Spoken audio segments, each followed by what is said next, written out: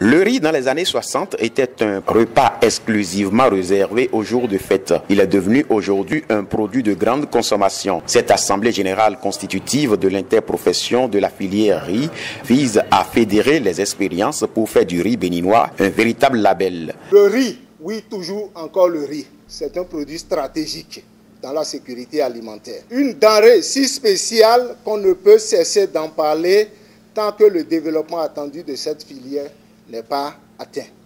Les partenaires techniques et financiers saluent la création de cette interprofession, car partout où il y a l'interprofession, la filière riz montre des tendances de développement positives.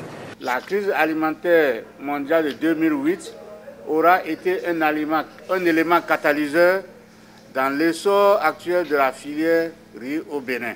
Les effets de cette crise ont amené non seulement le gouvernement du Bénin, les autres partenaires techniques et financiers, mais aussi et surtout les organisations professionnelles agricoles rizicoles, en l'occurrence le Conseil de concertation des riziculteurs du Bénin, à développer différentes initiatives pour booster la production de riz dans le pays. L'UMOA, conformément à la vision globale de la CEDEAO pour le secteur agricole, a estimé que la durabilité des actions publiques réside plutôt dans la gouvernance des filières prioritaires dont fait partie, bien entendu, le riz.